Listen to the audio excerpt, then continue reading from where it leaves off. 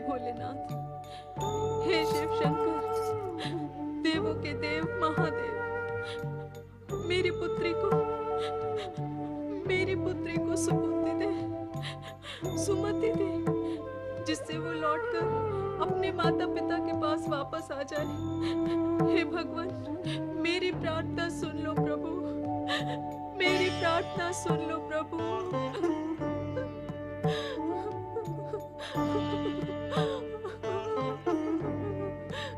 ओम नमः शिवाय, ओम नमः शिवाय, ओम नमः शिवाय, ओम नमः शिवाय, ओम नमः शिवाय, ओम नमः शिवाय, ओम नमः शिवाय, ओम नमः शिवाय, ओम नमः शिवाय।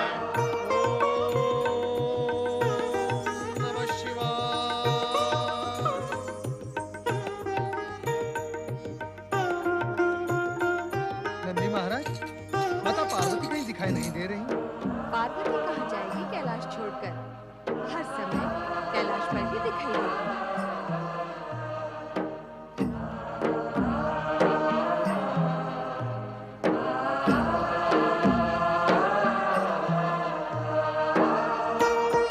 पति परमेश्वराय नमो नमः। किंतु तीनों लोकों में भ्रमण करने वाले नारद दीर्घ समय तक दिखाई ही नहीं देते। कैलाश पर आने का समय ही नहीं है महामुनि को। कृपा कर माता, आप मुझे क्षमा करें। माता, मैं बहुत समय से कैलाश की ओर आया ही नहीं। मैं सर्वप्रथम गणेश लोक गया। वहां श्री गणेश से मिलने के तत्पश्चात मैं श्री शैल पर्वत की लंबी यात्रा तथा कुमार कार्तिकेय का आतिथ्य ग्रहण करने चला गया था। कैसे है वो? सकुशल है वो? शक्ति स्वरूपिणी माता पार्वती के पुत्रों की कुशलता के विषय में प्रश्न ही नहीं बनता। वो तो सदा दूसरों की कुशलता के विषय में चिंतन करते रहते हैं। स्वयं तो कुशल होंगे ही। गणेश लोक से लौटने का मेरा तो मन ही नहीं कर रहा था।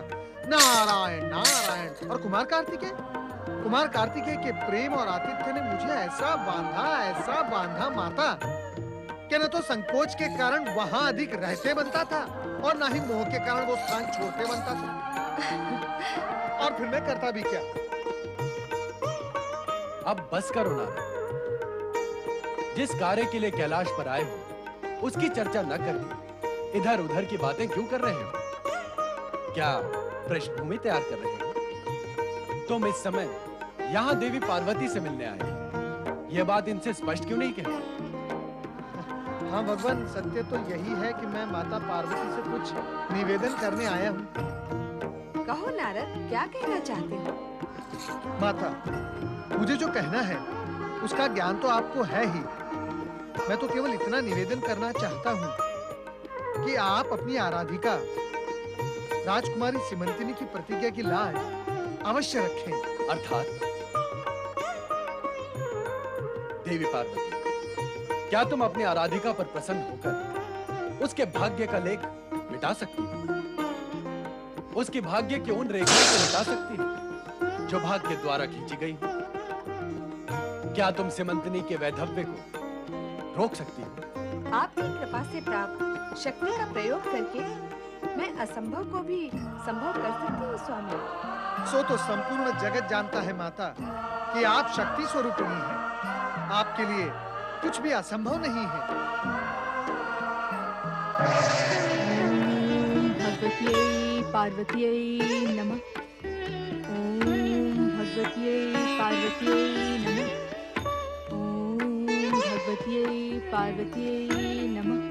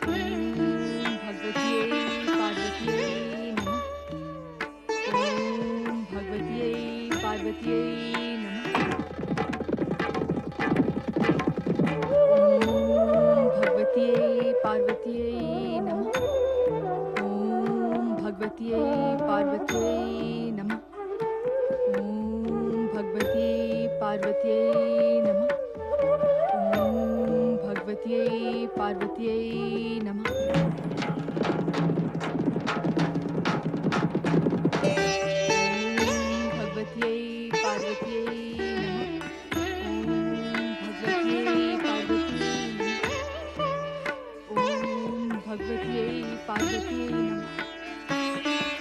ओम भगवत्यै पार्वतीयै नमः।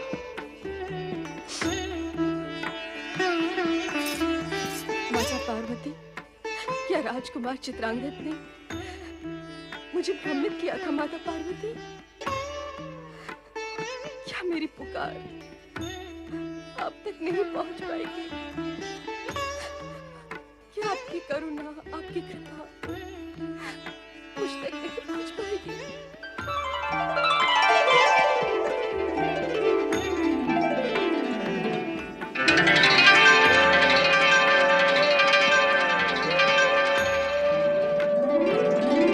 राजकुमारी सीमंतनी,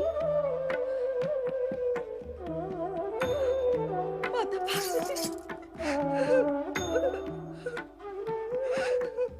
माता पार्वती, दर्शन दिए हैं तो अपनी कृपा, अपनी करुणा में दे दो माँ।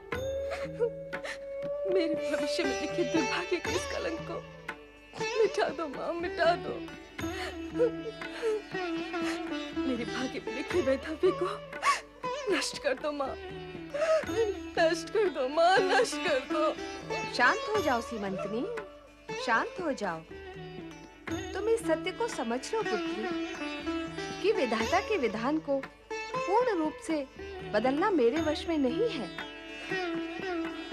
तुम्हें अनेक प्रकार के कष्ट झेलने पड़ सकते हैं, फिर भी मैं तुम्हें इतना आशीर्वाद अवश्य देती हूँ कि तुम वैधव्य के कलंक से मुक्त रहोगी।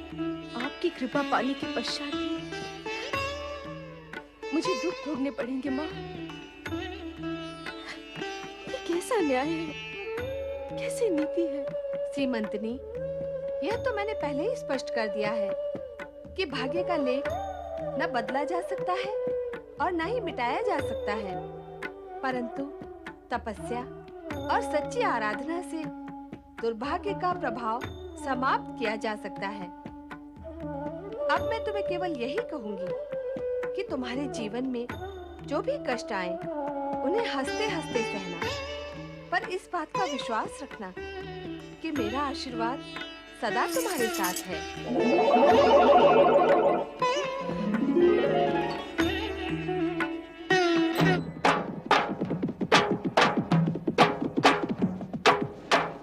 सैनिकों, तुम उधर देखो, मैं इस दिशा में देखता हूँ।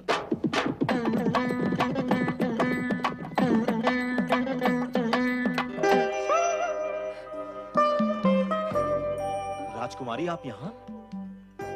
हमने आपको कहाँ नहीं ढूंढा।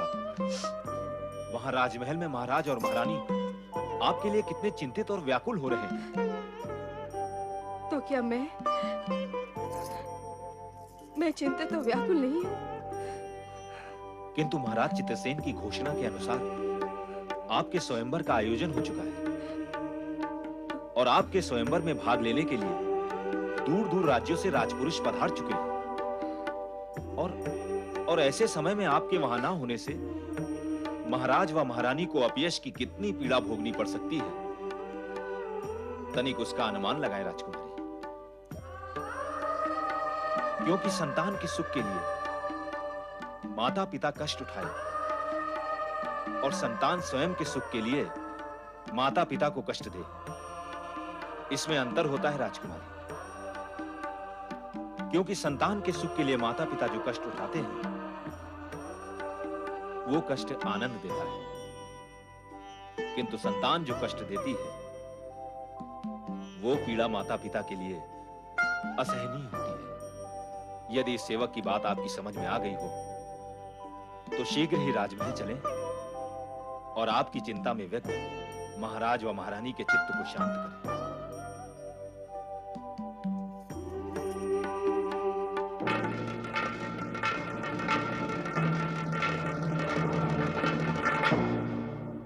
अरे, अभी तक कोई आया ही नहीं। ये कैसा स्वयंवर है जहाँ न स्वयंवरा का पता है न उसके पिता का पता है। महाराज चित्रसेन ने हमें स्वयंवर में बुलाया और स्वयं अनुपस्थित हैं। क्या हमारा अपमान करने के लिए हमें यहाँ बुलाया है? कब से बैठे बैठे हम थक गए हैं। प्रतीक्षा करते करते हमारी प्रसन्नता भी समाप्त हो गई है। हमें तो शंका है कि ये स्वयंवर होगा भी अथवा नहीं। स्वयंवर तो तभी होगा जब हमें वरण करने वाली राजकुमारी यहाँ होगी। क्या? क्या राजकुमारी यहाँ नहीं है? नहीं है तो फिर हमें क्यों आमंत्रित किया गया है? उत्तेजित होकर आप क्या कर लेंगे पूर्व नरेश? हाँ, संभव है राजकुमारी का किसी से नेत्र मिलन, प्रणय प्रसंग हो तथा वरण का आयोजन भी अन्यत्र कहीं हो। न राजा चित्रसेन उपस्थित हैं, न राजकुमारी सीमंतनी, इसलिए स्थिति और आसार कुछ कुछ ऐसा ही संकेत दे रहे हैं। स्वयंवर में उपस्थित सभी राजपुरुषों का हम महाराज चित्रसेन और महारानी चंद्रिका की ओर से हार्दिक स्वागत करते हैं। आप सभी ने इस शुभ घड़ी की धैर्य पूर्वक प्रतीक्षा की, इसके लिए आप सभी आदरणीय राजपुरुषों को अनेकानेक धन्यवाद। अभी कुछ ही क्षणों में राजकुमारी सीमंतनी यहां उपस्थित होंगी और इस स्वयंवर का कार्यक्रम गतिमान होगा।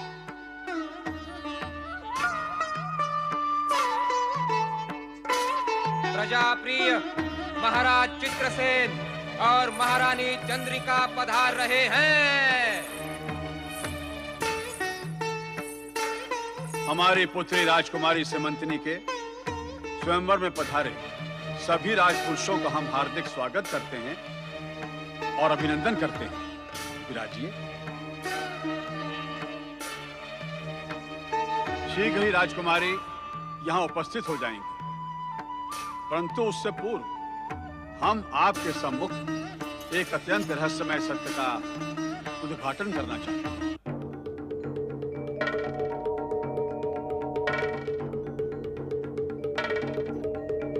क्योंकि उस रहस्यमय सत्य का संबंध हमारी पुत्री सीमंतनी से है, जिसके स्वयंवर में आप लोग पधारे हैं। इसलिए उस रहस्य का उद्घाटन करना हमारा नैतिक कर्तव्य बन जाता है। कुछ जोशियों ने उसके बारे में ये भविष्यवाणी की है कि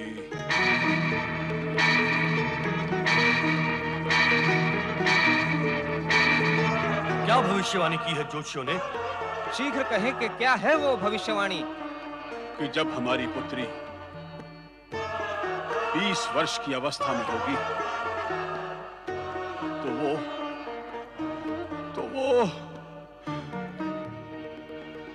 तो वो विधवा हो जाएगी। विधवा? अर्थात पति की मृत्यु? अर्थात हमारी मृत्यु? मृत्यु? मृत्यु? मृत्यु?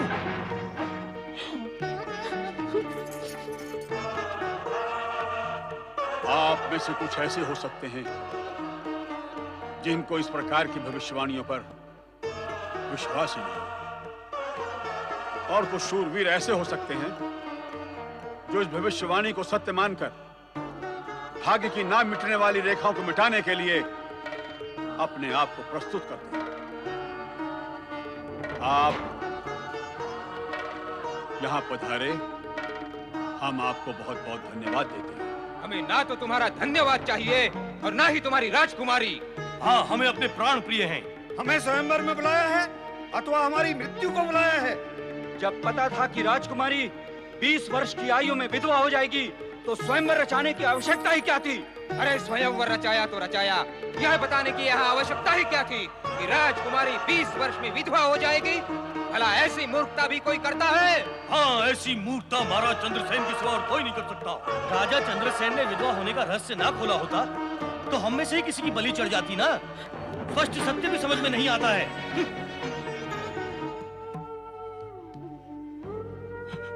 भगवान,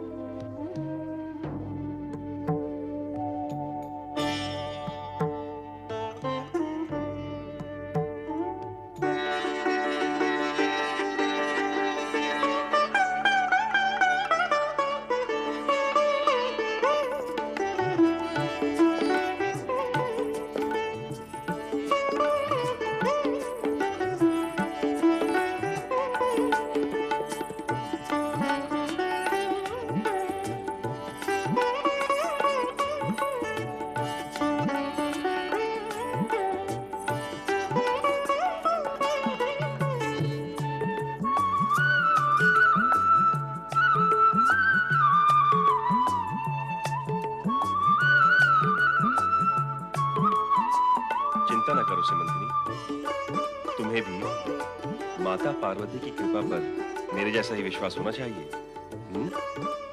राजकुमार चित्रांगद और राजकुमारी सीमंतिनी की जय। त्रिलोकीनाथ भगवान भोलेनाथ की जय। जगत पिता भगवान भोलेनाथ की जय। नंदी, स्वामी, देवी पार्वती कहाँ है? भगवान, वे अभी अभी आपकी वंदना करके गई हैं। हम इसी समय उनसे मिलना चाहते हैं। हमें उनसे आवश्यक चर्चा करनी है। मैं अभी उन्हें बुला कर लाता हूँ भोलेनाथ। ओम नमः शिवाय। भोलेनाथ, यदि आपको मेरा इस समय यहाँ उपस्थित होना अनुचित प्रतीत होता हो तो नारद, तुम अपनी उत्सुकता को शांत करने के लिए समय असमय न देखकर कभी भी कहीं भी प्रकट हो जाते हो। हम ये भी जानते हैं कि इस समय तुम हमारे और पार्वती के बीच विवाद उत्पन्न करने यहाँ आए हो।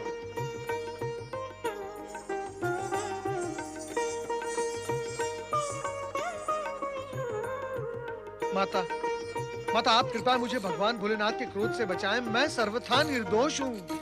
स्वामी, देवी पार्वती, हमने तुम्हारी इच्छा अनुसार नागकन्या मणिभद्रा की प्रार्थना स्वीकार की। वो जिसे पति रूप में वरण करना चाहती थी, उसी राजकुमार चित्रांगद के गले में राजकुमारी सीमंतिनी ने वरमाला पहना दी। वही सीमंतिनी जिसे तुमने विधवा न होने का आशीर्वाद दिया। अब तुम स्वयं बताओ, ये सारी स्थिति हमारे तुम्हारे मध्य विवाद का आरंभ नहीं तो और क्या है? ये नारद अपनी लीला का प्रसार करके हम दोनों के मध्य विवाद उत्पन्न करने ही तो यहाँ प्रकट हुए हैं। माता, माता मैं तो केवल आपके दर्शनार्थ यहाँ उपस्थित हुआ था। अब यदि आप दोनों की कोप दृष्टि मुझ पर पड़ेगी तो फिर रक्षा के लिए मैं किसकी शरण में जाऊंगा? माता, नहीं मानोगे तुम अपनी लीला का प्रसारण करने से? क्या यह सत्य नहीं कि तुम हम दोनों के मध्य विवाद उत्पन्न करने यहाँ आए हो? नहीं भोलेनाथ, नहीं। विवाद उत्पन्न करने नहीं, विवाद के कारण को फलीभूत करने। और भोलेनाथ, जब विवाद उभरेगा तो क्या सत्य भी उभर कर ऊपर नहीं आएगा? नारद, प्रभु, नारद क्या और नारद की लीलाएं क्या? नारद तो आपके चरण चिन्हों पर चलता है। पूछ ले आप माता पार्वती से। नारायण नारायण। स्वामी, अब क्षमा कर दे नारद को। मेरे और आपके मध्य विवाद और टकराहट का प्रश्न ही नहीं उठता। मैं तो जो कुछ भी करती हूँ आपसे शक्ति प्राप्त करके ही करती हूँ। इसीलिए निवेदन करती हूँ कि आने वाली घटनाओं को ऐसी दिशा दे जिससे किसी का अहित न हो और हम दोनों के वचनों की रक्षा भी हो जाए।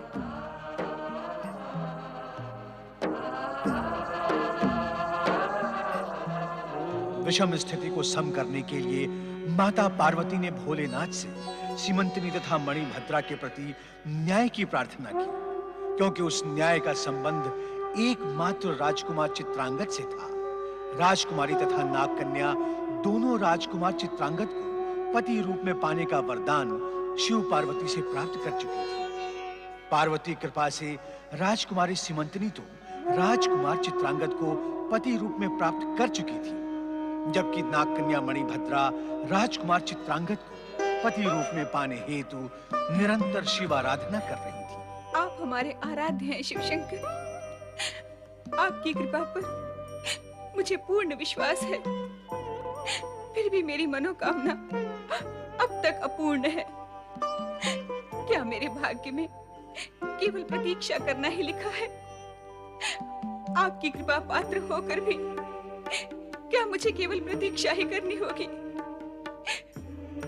फिर मेरे विश्वास का क्या होगा प्रभु? क्या होगा मेरे विश्वास का?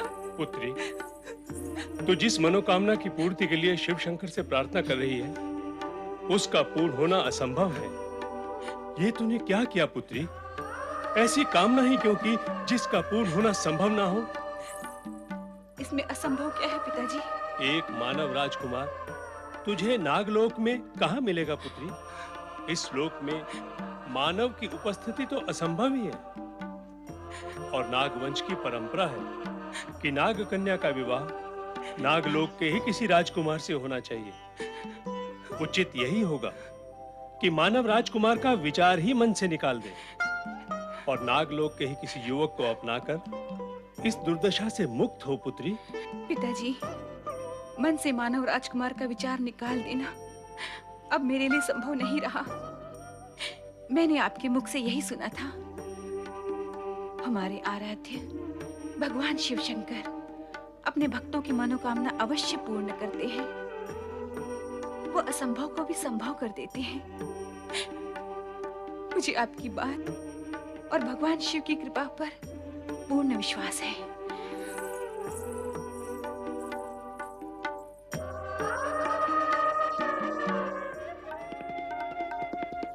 क्या हुआ सिमंतिनी? क्या सोच रही हो? माता पार्वती की कृपा से हमारा अटूट मिलन हो गया है। अब ये चिंता और विचार क्यों? स्वामी, आप महान हैं, पूजनीय हैं। आपके मन में विराजित इस मानवीय भावना ने आपको महान और पूज्य बना दिया है। नहीं सिमंतिनी, ऐसा कुछ नहीं है। मैं भी अन्य पुरुषों की भांति एक साधारण पुरुष ही हूँ। नहीं स्वामी, आप साधारण नहीं, असाधारण पुरुष हैं। जब स्वयंवर में आए सभी राजपुरुष पिताजी की घोषणा, वे मेरे बारे में अप्रिय सत्य जानकर भयभीत होकर वहां से चले गए, तब सब कुछ जानते हुए भी आपने मेरे पिताजी वे स्वयंवर की प्रतिष्ठा का विचार किया। ये कार्य किसी साधारण पुरुष का नहीं हो सकता। सब कुछ जानते हुए भी आपने मुझे अपनाया। ये आपके व्यक्तित्व वे गुण ही हो सकते हैं। सिमंतिनी, सत्य ये है कि तुमने मुझे अपनाया। स्वयंवर तुम्हारा था और तुमने स्वेच्छा से मुझे अपने वर के रूप में स्वीकार किया। ये तभी संभव हुआ जब आप स्वयंवर स्थल में बैठे रहे। यदि आप भी और राजपुरुषों की भांति वहां से चले जाते तो स्वयंवर स्थल पूर्ण रूप से खाली हो जाता। वरमाला मेरे हाथों में ही रह जाती।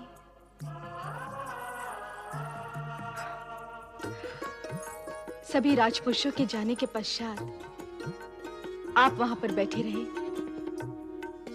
क्या ये मुझे मनी मन स्वीकारने की मौन स्वीकृति नहीं थी?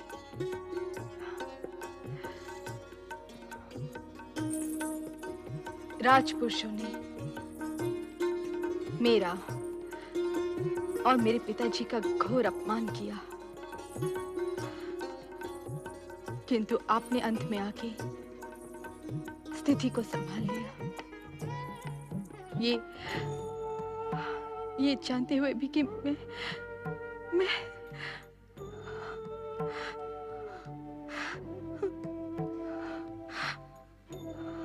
अब तुम्हें दुखी होने की कोई आवश्यकता नहीं है सिमंतिनी।